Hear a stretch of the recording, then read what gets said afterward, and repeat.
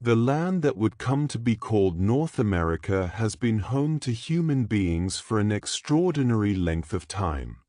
Long before any written record, long before any map was drawn or any city built in the European tradition, people lived here. They walked across its plains, fished its rivers, gathered food from its forests, and looked up at the same stars that still drift slowly across the sky tonight.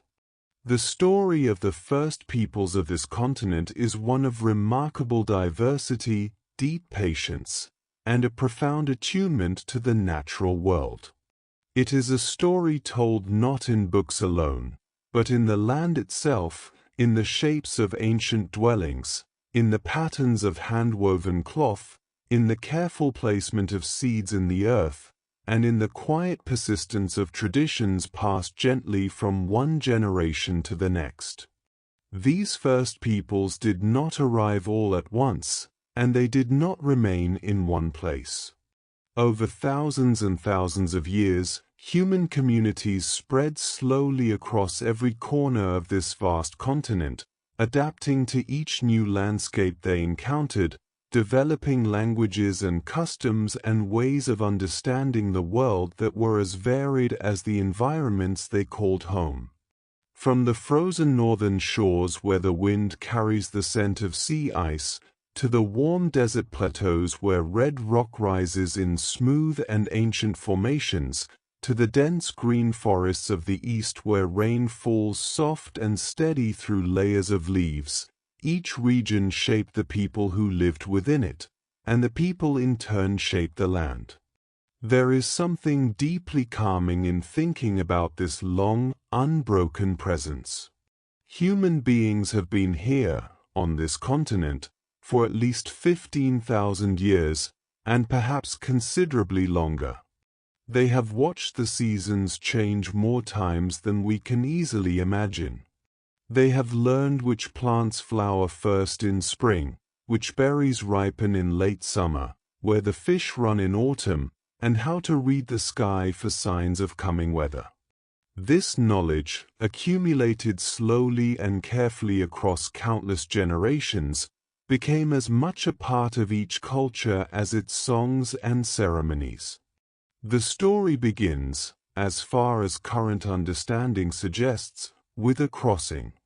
During a time when the Earth was in a cooler period and great sheets of ice covered much of the northern landscape, the ocean levels around the world were lower than they are today.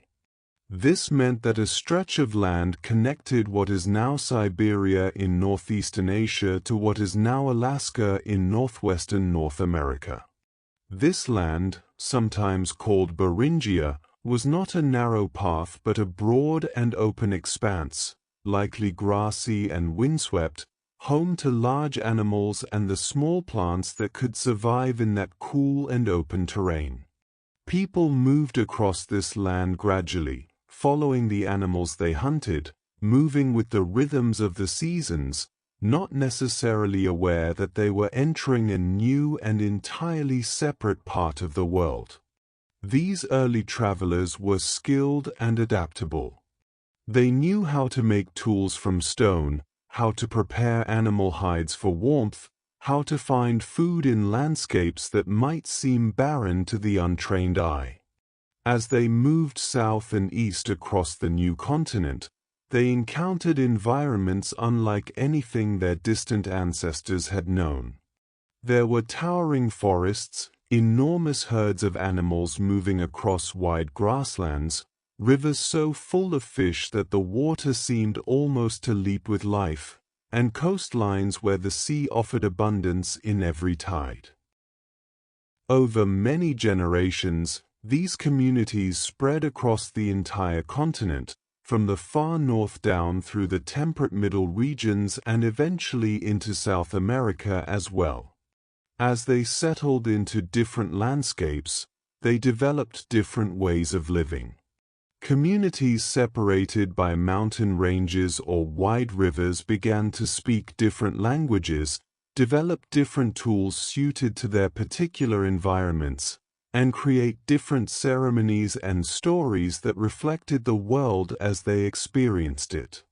This slow flowering of cultural diversity is one of the most remarkable aspects of early human history in North America, and it continued uninterrupted for thousands of years. By the time the first European explorers arrived on the eastern shores of the continent, North America was home to hundreds of distinct peoples, each with their own language, their own traditions, their own deep knowledge of the land they inhabited. Some lived in large, organized communities with elaborate social structures. Others moved seasonally, following the patterns of animals and plants through the year. Some had developed agriculture that sustained large populations. Others lived in smaller groups, gathering and hunting across wide territories. There was no single way of being a first people of North America. There were many ways, shaped by many landscapes, carried forward by many communities across many centuries. The Great Plains of North America stretch across the heart of the continent in a wide, rolling expanse that seems to go on without end. The sky above the plains is enormous, uninterrupted by tall trees or steep hills, and the grass that covers the land moves in long, slow waves when the wind passes through it. For thousands of years, this landscape was home to peoples who developed ways of living in close harmony with the rhythms of this open terrain. The defining feature of life on the plains, for many centuries, was the bison, a large and slow-moving animal that existed in herds of extraordinary size. These herds moved across the grasslands in seasonal patterns, and the peoples of the plains learned those patterns with great care. Communities on the plains developed techniques for hunting bison that required coordination and deep knowledge of animal behavior. Before horses were introduced to the continent by European settlers, hunters worked on foot, using the land itself as a tool. They would sometimes guide herds toward natural features in the landscape, or use fire carefully to influence the direction in which animals moved. Every part of the bison was used. The meat provided food that could be eaten fresh or preserved by drying for the months when fresh hunting was not possible. The hide was used for clothing and for the covering of dwellings. The bones and sinew became tools and thread. Nothing was wasted, and the careful use of what the land provided was understood as a form of respect. The teepee, perhaps one of the most recognizable dwelling styles associated with the Great Plains, was a beautifully practical design suited to the needs of communities that moved with the seasons.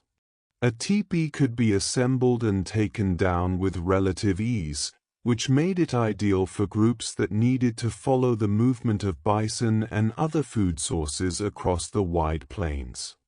The structure was made from long wooden poles arranged in a cone shape and covered with carefully prepared bison hides.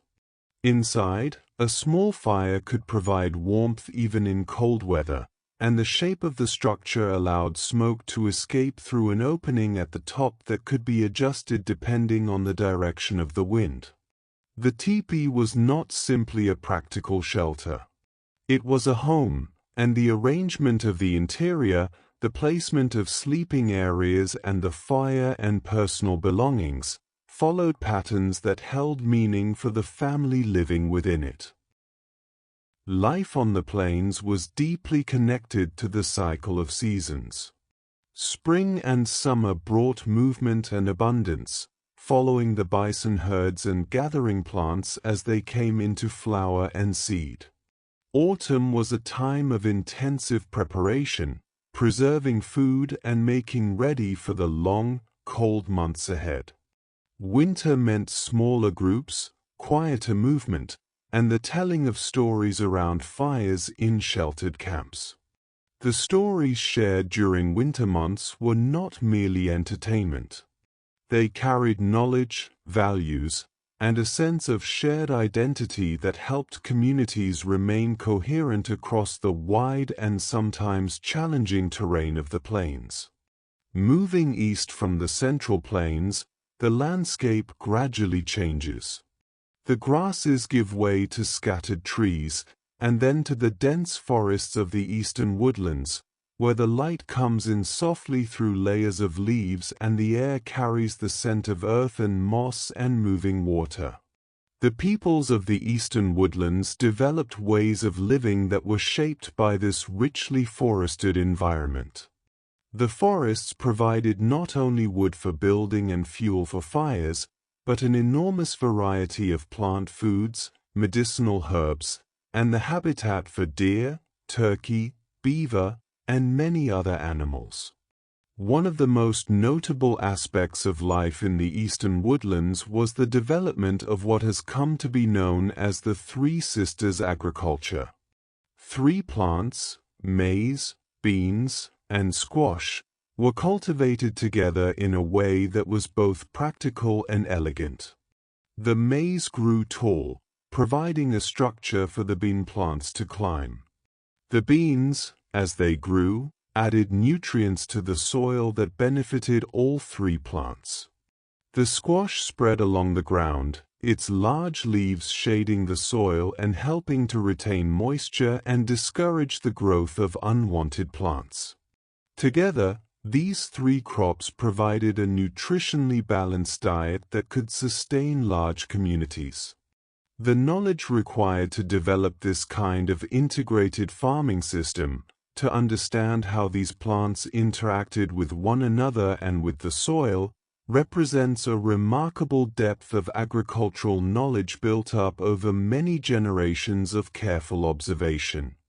The peoples of the eastern woodlands also developed complex social and political structures. Among the most well-known is the Haudenosaunee Confederacy, sometimes called the Iroquois Confederacy, which brought together a number of distinct nations in a formal political alliance. This confederacy had its own governing principles, its own processes for making collective decisions, and its own understanding of how different communities could live together in a state of relative peace and mutual respect.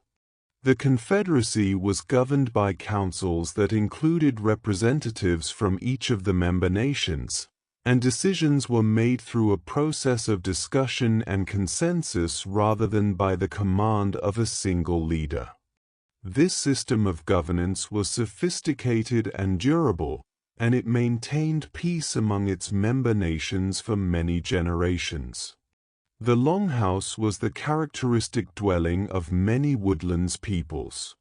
A longhouse was exactly what its name suggests, a long, rectangular structure that could extend quite a considerable distance and house many families within a single building. The frame was made from young, flexible trees bent and tied into shape, and the exterior was covered with sheets of bark, most often elm bark, which provided good insulation and protection from rain. Inside the longhouse, a central aisle ran the full length of the building, with a series of fires spaced along its length. Each family had its own section on either side of the central aisle, with sleeping platforms and storage space arranged in a way that provided a degree of privacy while still maintaining the communal nature of life within the structure. A large longhouse might shelter 20 or 30 families, and the social life within it was rich and constant, with the rhythms of cooking and childcare and conversation weaving together throughout the day. The forests of the East were also a source of medicines, dyes, and materials for craft. Bark was used not only for building but for making containers that could hold water and be used for cooking. Reeds and grasses were woven into baskets of great variety and beauty. Clay was shaped into pottery of many forms. The skills involved in these crafts were passed from older community members to younger ones, and the products of these crafts were both useful and beautiful, designed with attention to form as well as function. The Pacific Northwest coast is a landscape of great drama and quiet beauty. Tall evergreen forests come down to meet a coastline of rocky shores, hidden coves, and wide river estuaries. The sea here is rich with life, and the rivers that flow from the mountains to the coast become highways for salmon that return each year in numbers almost difficult to imagine. The peoples of the Pacific Northwest developed cultures of extraordinary elaboration and depth, shaped by the remarkable abundance of the coastal and riverine environment. Where food could be gathered and preserved in large quantities, communities could develop without the need for constant movement, and this stability allowed for the growth of complex social structures, elaborate ceremonial traditions, and a rich tradition of art and craft. The plank house was the characteristic dwelling of many Pacific Northwest peoples, and it was a structure of considerable size and permanence. Large trees, particularly cedar, were split into wide planks that were fitted together to form the walls and roof of a house that might be occupied by several related families. The cedar tree was central to life in this region in a way that is difficult to overstate. Its wood was used for houses and for the dugout canoes that were essential for travel and fishing along the coast. Its bark was processed into soft fibers used for clothing, mats, baskets, and rope. Its roots were woven into watertight baskets of remarkable craftsmanship.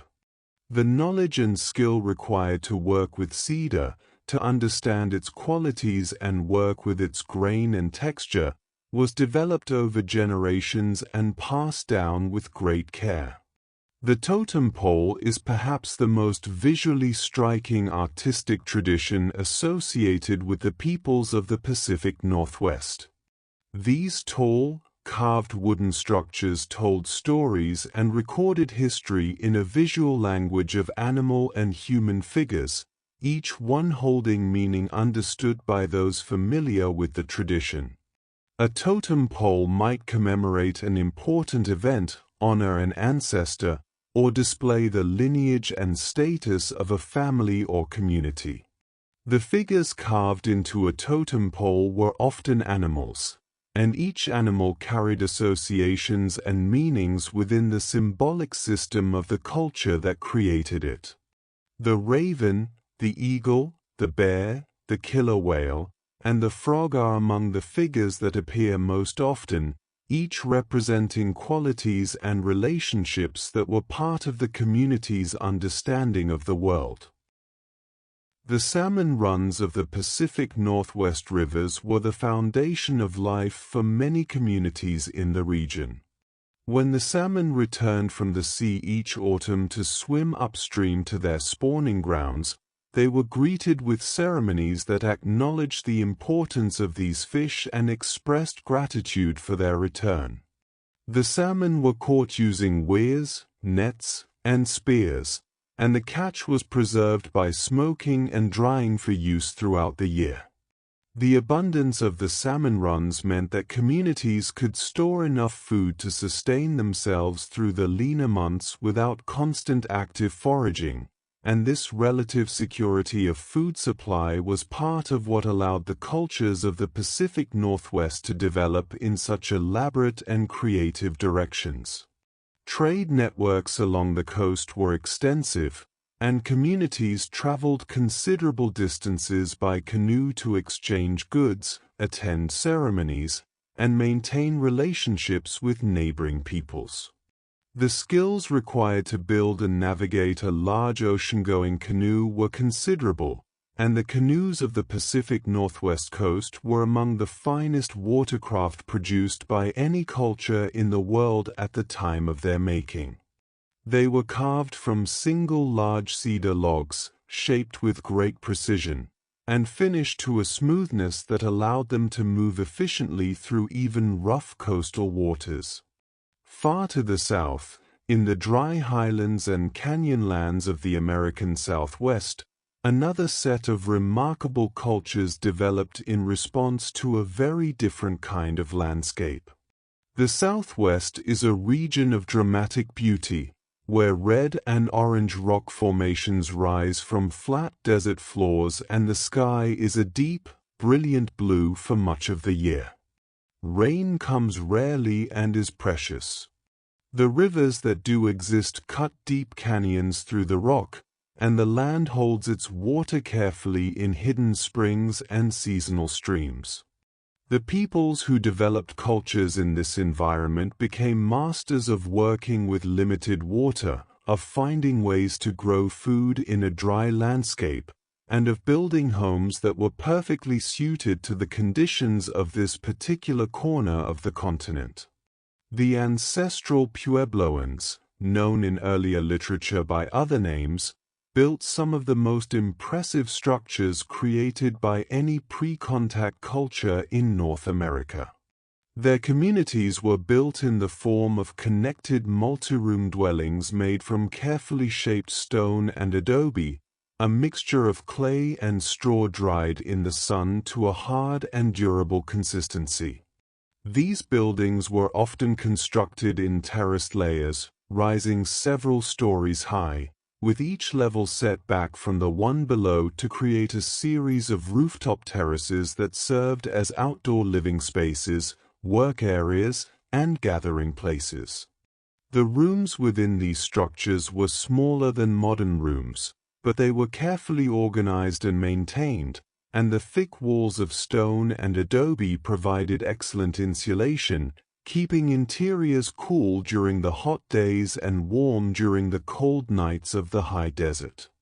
Among the most remarkable sites left by the ancestral Puebloans are those built into the faces of cliff walls.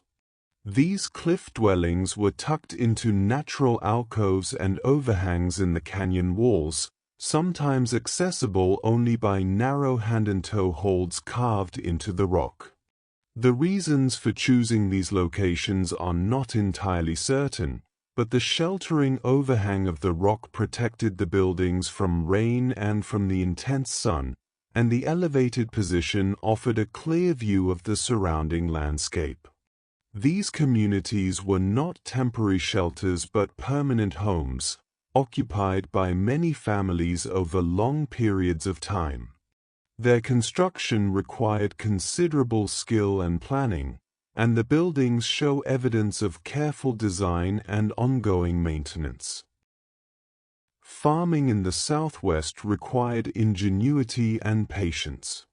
The peoples of this region developed techniques for directing and conserving the limited rainfall that came to their land. They built small dams and channels to guide water from higher ground to their fields, and they planted their crops in ways that took advantage of the moisture that collected in particular spots. Maize was the primary crop, and the varieties developed in the Southwest were adapted to grow in relatively dry conditions. Beans and squash were grown alongside the maize, and together these three crops provided the nutritional foundation for communities that might otherwise have found it difficult to sustain themselves in such a dry environment. The kiva was a distinctive feature of Puebloan communities. A kiva was a circular, semi-subterranean chamber that served as a gathering place for ceremony and community discussion. Entered through a hole in the roof by ladder, and with a small opening in the floor that represented the entrance through which life had emerged into this world according to the beliefs of many Puebloan peoples, the kiva was a space set apart from everyday life, a place where the community came together to maintain its connection with the spiritual dimensions of existence. The walls of kivas were sometimes decorated with paintings, and the ceremonies conducted within them were rich with song, prayer, and the careful performance of rituals understood to maintain the balance and well-being of the community and the natural world. In the far north, the landscape becomes something else entirely. The Arctic and subarctic regions of North America are among the most challenging environments on Earth for human habitation, and yet they have been home to human communities for thousands of years. The peoples who developed cultures in the far north demonstrated a level of ecological knowledge and technological ingenuity that is genuinely remarkable. They learn to live in a landscape where temperatures drop far below freezing for months at a time, where the sun disappears entirely for weeks in winter, and where food must be sought in conditions that would quickly prove fatal to anyone without the right skills, clothing, and understanding. The Inuit, who inhabit the Arctic coastal regions stretching from Alaska across northern Canada to Greenland, developed technologies specifically suited to their environment that are still recognized for their elegance and effectiveness. The kayak, a small, enclosed skin boat designed for hunting on the open water, was built to be fast, maneuverable, and able to right itself if overturned, an essential quality when hunting in cold Arctic waters. The umiak, a larger open boat, was used for transporting families and goods along the coast. Both types of boat were made from the skins of sea mammals stretched over frames of bone or driftwood, materials that were available in a landscape with very few trees. The anorak, a hooded outer garment made from animal skins, was designed with a fit and construction that trapped body heat effectively even in extreme cold. The igloo, perhaps the most widely recognized architectural form associated with the Arctic peoples, was a structure of considerable sophistication. Built from blocks of compacted snow cut and shaped to interlock in a spiraling dome, the igloo could be constructed relatively quickly and provided effective shelter from the wind and cold. The snow itself acts as an insulator, and the body heat of the people inside could raise the temperature within an igloo to a comfortable level even when the temperature outside was extremely low. Small lamps burning seal oil provided both light and additional warmth, and the carefully designed entrance tunnel, which curved downward and back up to the interior, prevented cold air from flowing directly into the living space. The peoples of the subarctic, the vast forested region south of the true Arctic, developed their own adaptations to a landscape of boreal forest, muskegs, and long winters. Snowshoes were essential for moving through deep snow, allowing people to travel across terrain that would otherwise be nearly impassable. Toboggans and dog sleds allowed goods to be transported across frozen ground. The knowledge of how to move through this landscape, where to find animals in different seasons, how to navigate by the stars and by the features of the land, and how to survive unexpected challenges, was developed over centuries and passed from generation to generation with great care. Food in the far north came primarily from hunting and fishing. Sea mammals including seals, walrus, and whales were important food sources for Arctic coastal peoples. Caribou were hunted across the subarctic and Arctic interior, migrating in large herds that could be followed across the land. Fish, particularly salmon and Arctic char, were caught in summer and autumn and preserved by drying and freezing for use throughout the long winter. Every part of the animals caught was used, both out of practical necessity and out of a deep cultural understanding that nothing given by the natural world should be wasted. The spiritual life of the Arctic peoples was closely woven with their relationship to the animals they depended upon.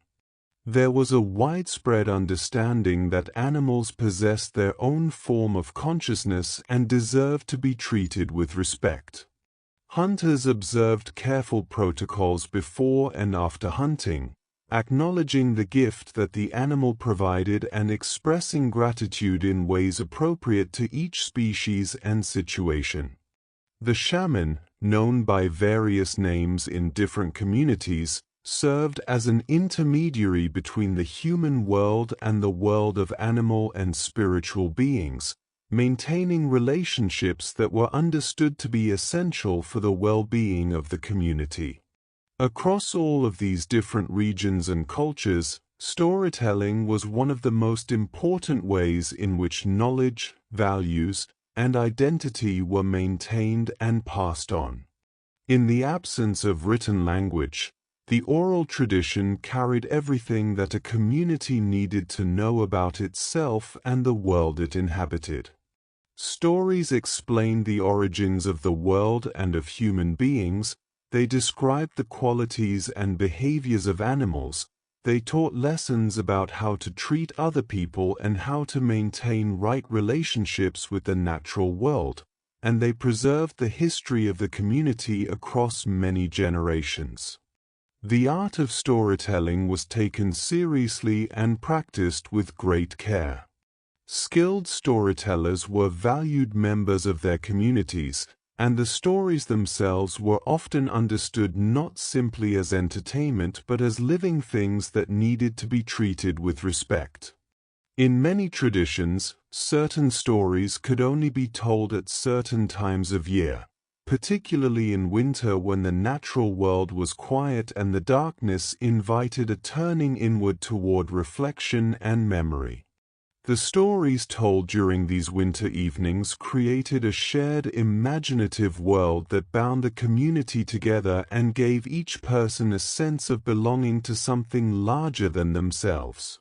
The oral traditions of the first peoples of North America were extraordinarily diverse. Each community had its own stories, its own characters, its own explanations for the origins of things and the proper order of the world. And yet certain themes appeared across many different traditions, perhaps reflecting shared experiences from the early period of human settlement on the continent, or perhaps arising independently from the universal human need to understand the world and find one's place within it. The figure of the trickster, a character who causes trouble through cleverness and mischief and sometimes inadvertently creates good things in the process, appears in many different traditions under many different names. This character seemed to capture something about the unpredictability of life and the way that mistakes and unexpected events can sometimes lead to outcomes that are better than anything that was planned. Music and dance were woven into the ceremonial and social life of every culture across the continent. Drums, rattles, flutes, and other instruments produced sounds that were understood to carry their own kind of power, capable of creating connections between the human world and other dimensions of existence. Songs were composed for every occasion, for healing, for hunting, for planting, for harvest, for honoring the dead, for welcoming new life into the world. These songs were part of the living tradition of each community, maintained through regular performance and taught to younger generations with great care. The visual arts of the first peoples of North America encompassed an enormous range of forms and materials. In the Pacific Northwest, the bold geometric designs painted on wooden objects and woven into cloth created a visual language of considerable sophistication, in which the representation of animals and human figures followed conventions that were understood by those familiar with the tradition but might appear abstract to outside eyes. In the Southwest, pottery was decorated with intricate geometric patterns using mineral pigments, and the quality of this pottery was such that archaeologists have used changes in pottery styles to trace the movements of communities and the development of trade relationships across the region. On the plains, images were painted on bison hides, recording important events and expressing spiritual concepts in a visual form that could be read by those who understood the visual language being used. Beadwork, quillwork, weaving, carving, and many other craft traditions produced objects of great beauty and meaning across the continent. These objects were not merely decorative but carried meaning that was embedded in their form, their materials, and the process of their creation. The careful work of making a basket or a piece of embroidery was itself understood as a form of prayer or meditation, a way of bringing attention and intention into the creation of something that would be used in daily life. The materials used in craft production were often gathered with care and acknowledgement, and the skills of craft were understood as gifts to be developed and shared rather than simply as practical abilities.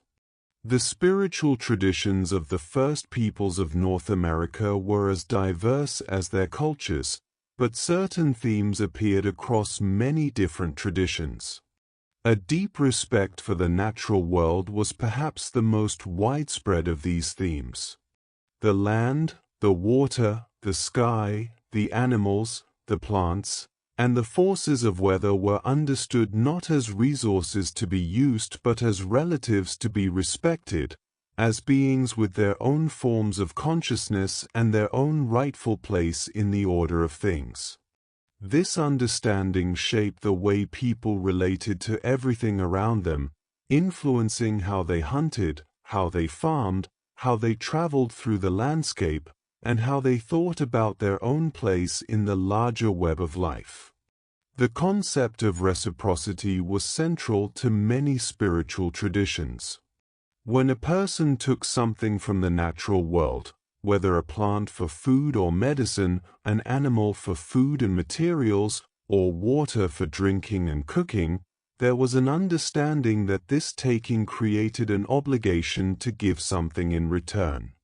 This giving might take the form of a spoken acknowledgement or prayer, a small offering left in the place where something was gathered, or the performance of ceremonies understood to maintain the balance and health of the natural systems on which human life depended.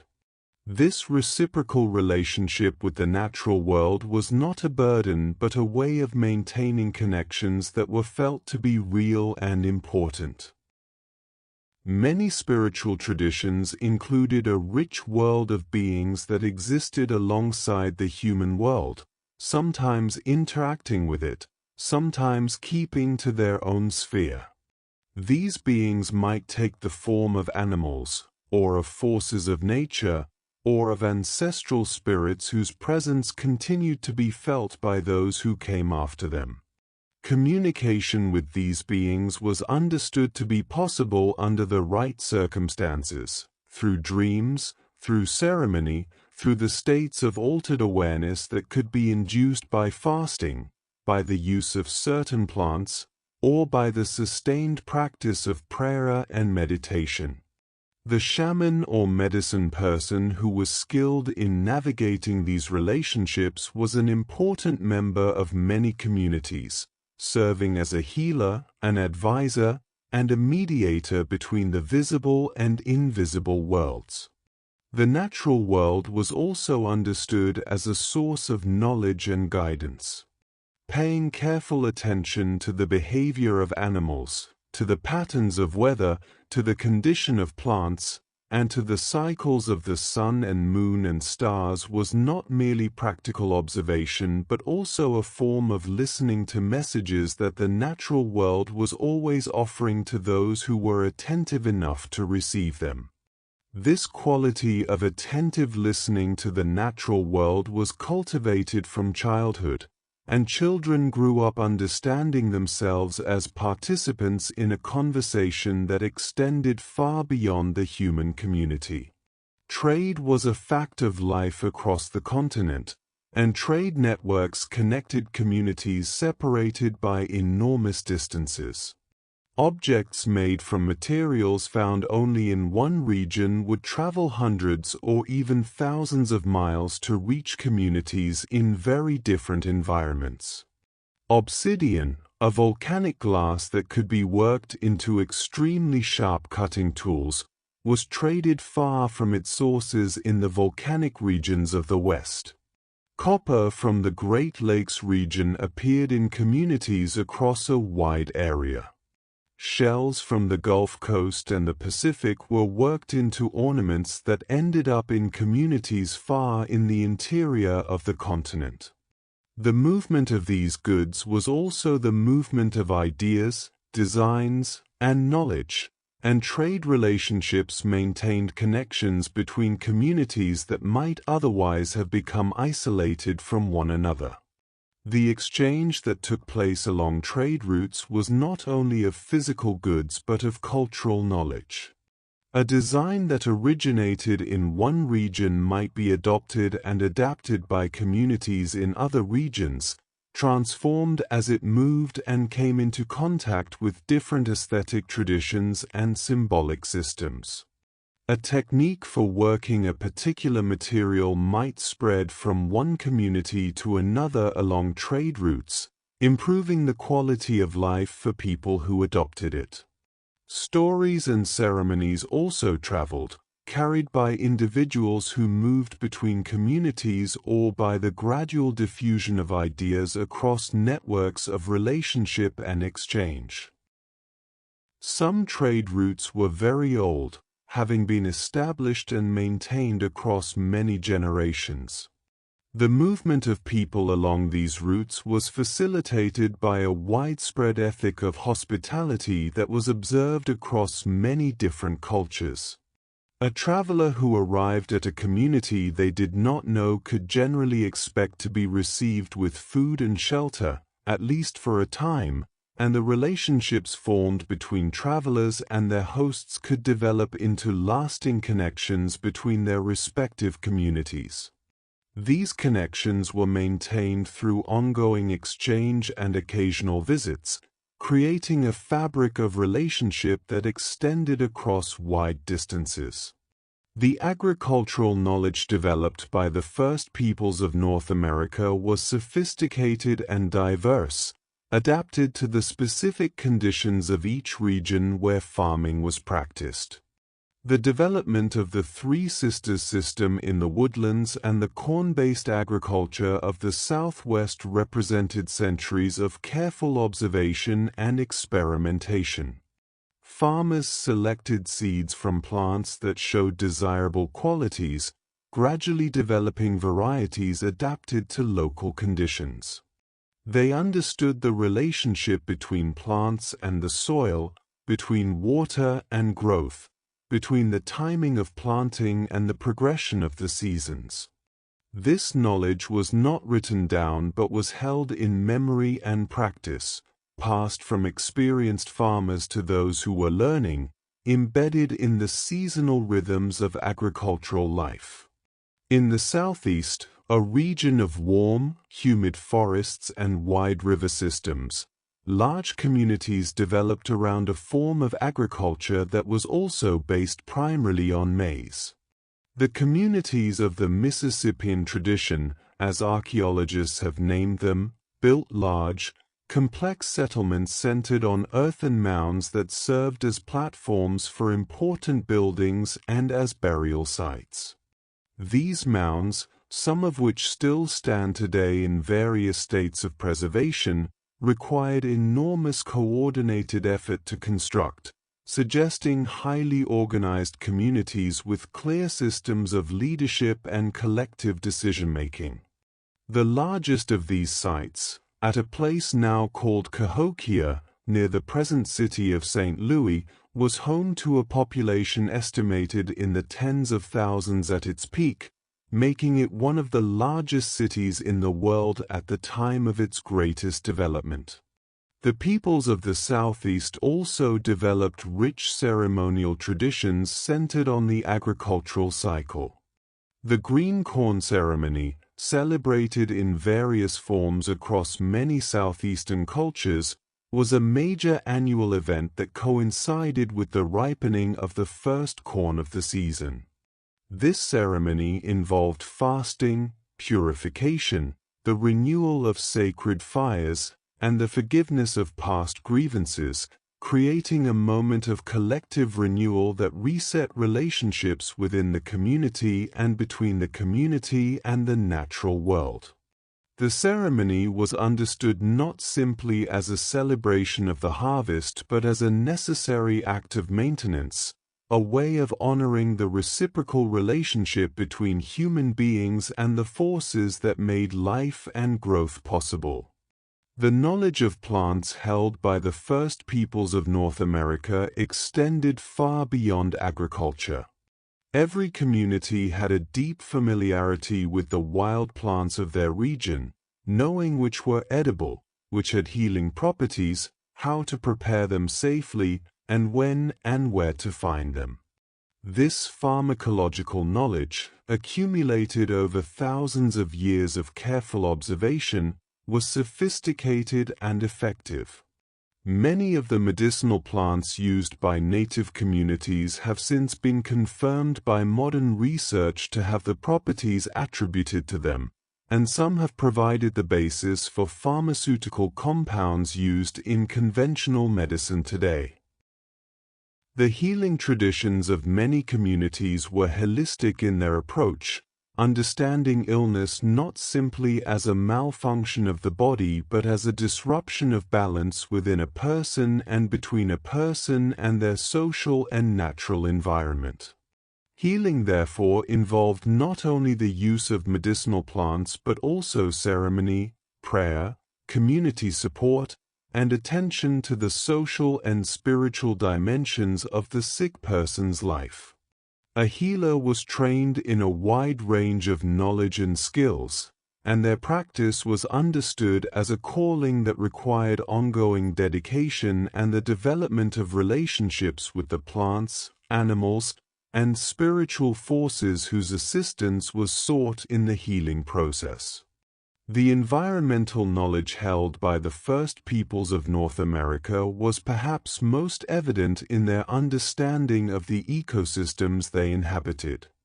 They knew the populations of the animals they hunted, understood the factors that influenced those populations, and managed their hunting practices accordingly.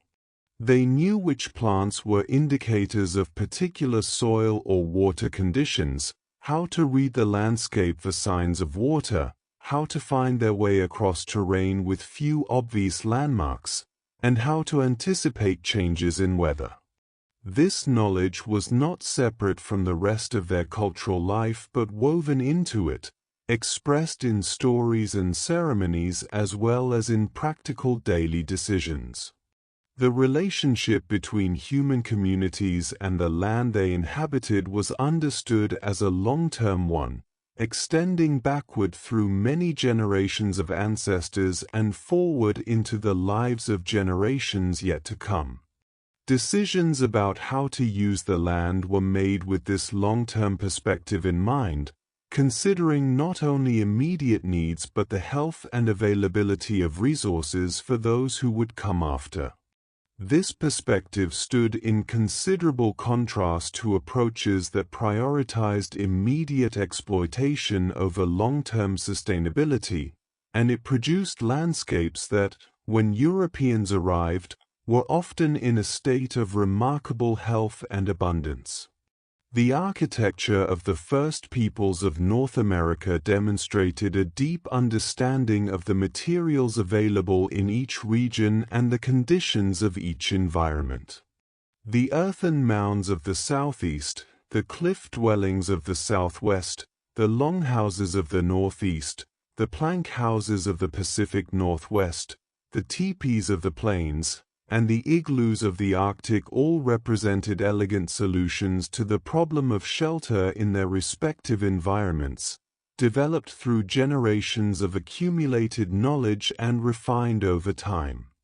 These structures were built to last as long as they needed to last, whether that meant a few days or many centuries, and they were constructed with skill and care that reflected the importance of creating a good home.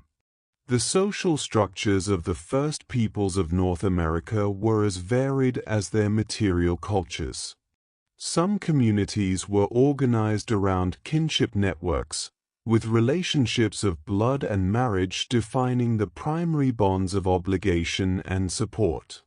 Others had more formal political structures, with recognized leaders and processes for making collective decisions. In many communities, leadership was understood not as a privilege of power but as a responsibility of service, and leaders were expected to demonstrate their worthiness through generosity, wisdom, and the quality of their decisions over time. A leader who failed to maintain the trust and respect of the community could find that trust withdrawn and that others were looked to for guidance instead. The roles of women and men within communities varied considerably across different cultures, but in many societies women held important positions of authority and influence that were different from but not lesser than those of men. Among the Haudenosaunee, for example, clan mothers held the power to nominate and to remove the male chiefs who represented their clans in the Confederacy Council. Women controlled the longhouse and its resources, and their authority within the domestic sphere gave them considerable influence over the broader life of the community. In many agricultural societies, women were the primary farmers, holding knowledge of seeds and planting and harvest that was essential to the community's survival. Children in many communities were educated through a combination of direct instruction, observation, participation in daily activities, and story. From early childhood, children were brought into the work of the community in ways appropriate to their age and abilities, gradually taking on more responsibility as they grew.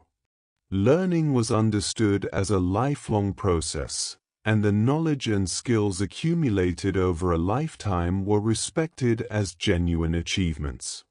Elders held an important place in many communities precisely because of the depth of knowledge and experience they represented, and the relationships between elders and young people were understood as essential to the transmission of everything the community knew and valued. The continent that the first peoples inhabited was not simply a backdrop to their lives but an active presence in their experience. The mountains, rivers, forests, plains, and coastlines of North America were not simply geographical features but places with histories, personalities, and meanings that were understood and articulated within each culture's oral tradition and ceremonial life. Particular places were associated with particular events in the stories that explained the origins of things. Certain locations were understood to be especially powerful or sacred, places where the boundary between the everyday world and other dimensions of existence was thin. Travel through the landscape was therefore not a neutral activity but a movement through a world thick with meaning and memory. The rivers of North America were highways of travel and trade, sources of food and water, and places of great spiritual significance. The salmon rivers of the Pacific Northwest, the Mississippi and its tributaries in the east, the Colorado cutting through the canyon country of the Southwest, the Yukon flowing through the far north, each of these waterways was the center of life for the communities that lived along their banks. The seasonal rhythms of rivers, flooding in spring, running clear and lower in summer, freezing in the far north in winter, were known intimately and were part of the larger pattern of seasonal change by which communities organized their lives. The sky was also a source of knowledge and meaning. The movements of the sun, the moon, and the stars were observed with great care by peoples across the continent, and this astronomical knowledge was used for practical purposes, including the timing of planting and harvest, and for ceremonial ones, including the scheduling of festivals and the determination of auspicious times for important activities. The changing position of the sun through the year, the monthly cycle of the moon, and the rising and setting of particular stars provided a precise and reliable calendar that required only observation and memory to maintain. In the centuries before European contact, the first peoples of North America continued to develop their cultures, trade with one another, move across the landscape in response to changing conditions, and build the accumulated knowledge and tradition that had been growing since the first human beings walked across the land bridge from Asia. There were periods of expansion and of contraction, of contact between previously separate communities and of isolation, of innovation and of conservation. The story was not one of static cultures unchanged across millennia but of living, adapting, creative communities responding to the world as they found it. The diversity of languages spoken across North America before European contact was extraordinary. Linguists have identified hundreds of distinct languages belonging to dozens of different language families, with the Pacific Coast region being particularly rich in linguistic diversity. These languages encoded within their structures the knowledge, values, and ways of understanding the world of the communities that spoke them. The words available in a language for describing different kinds of snow, or different states of water, or different relationships between people, reflected what that community had found it important to be able to talk about with precision. The loss of these languages, many of which have very few speakers today, represents an irreplaceable loss of accumulated human knowledge and perspective. The first peoples of North America created beauty in everything they made. Whether a basket, a carved wooden bowl, a painted hide, a woven blanket, or a ceramic vessel, the objects produced by these cultures were made with attention to both function and form, with skill that reflected years of practice and a tradition of craft refined over many generations. The beauty of these objects was not incidental or decorative but was understood as an expression of respect, both for the materials used and for the people who would use the finished object. Making something beautiful was a way of honoring the world. The cultural life of North America's first peoples also included a rich tradition of games and athletics. Different sports and games were played across the continent, some of which required considerable skill and physical ability, others of which were more contemplative. Lacrosse, in its various forms, was played across much of the eastern part of the continent and was more than a simple game. It had ceremonial dimensions and could be played to settle disputes or to honor important occasions. Games involving dice made from bones or seeds, or the moving of pieces on marked surfaces, were played across many regions and provided both entertainment and a social context for interaction. The winter months, when outdoor work was reduced and communities gathered more closely together, were particularly rich times for cultural life.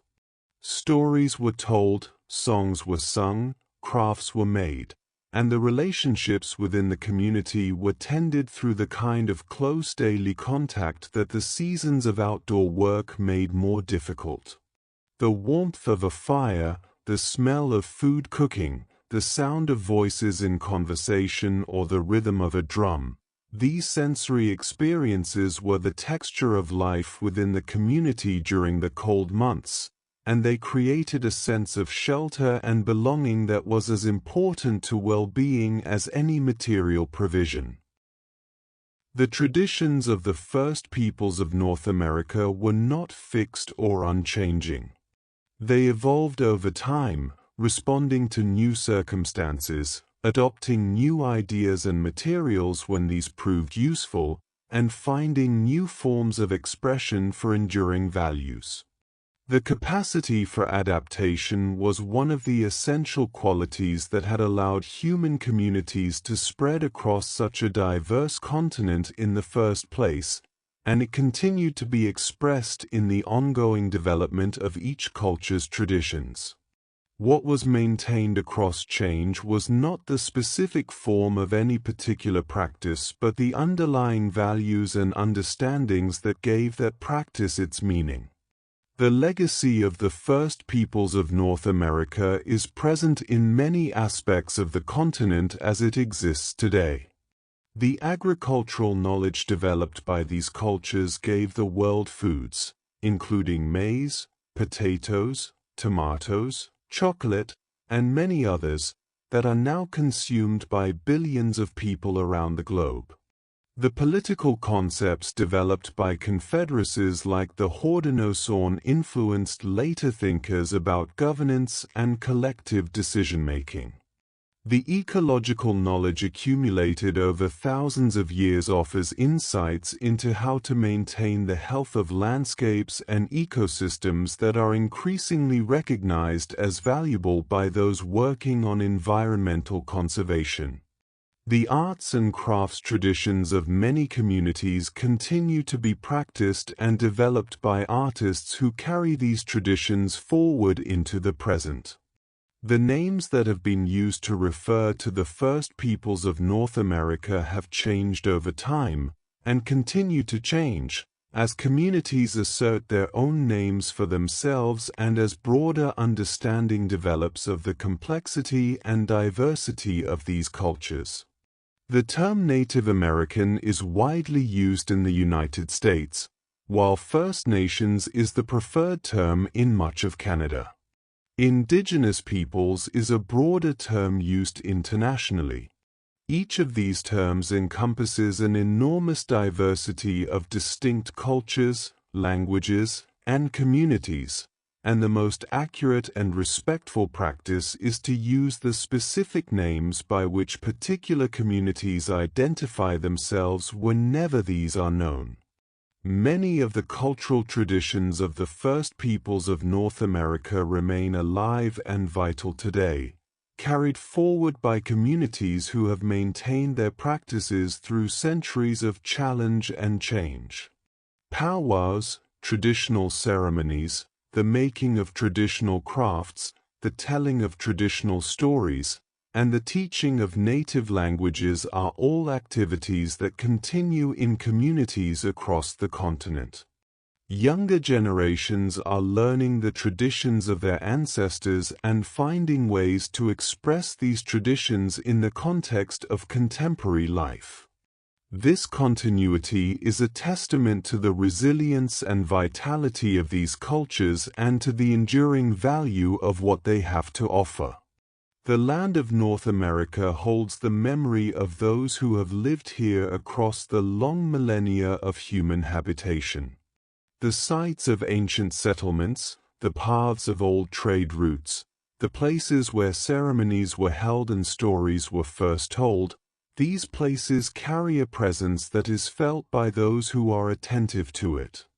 The mountains and rivers that shaped the cultures of the first peoples are still there, still moving through their own long rhythms of change and persistence. The stars that guided travelers and marked the seasons continue their slow movements across the night sky. There is something deeply peaceful in contemplating the depth of this history. The human story on this continent is so much longer and richer than the short period of written historical record would suggest. 4,000 of years before any word was set down in any alphabet, people lived here in communities that were complex, creative, knowledgeable, and full of meaning. They loved their children and grieved their losses. They found beauty in the world around them and expressed that beauty in the things they made. They asked deep questions about the nature of existence and developed rich traditions of understanding in response. They cared for the land and the water and the other living beings that shared the world with them, not because they were required to, but because they understood themselves to be part of a larger whole that depended on that care. The quiet of a night sky over the North American continent is the same quiet that has been here for all of this time. The darkness between the stars is ancient. The slow movement of the moon across the sky is unchanged from the moon that rose over the first human camps on this land. The sounds of wind and water and the calls of night birds are continuous with the sounds that accompanied the stories told around fires 10,000 years ago. All of this long, patient, beautiful history is present in the landscape that lies beneath the quiet of night, held gently in the earth, remembered in the enduring traditions of the peoples who were here first and whose descendants remain here still.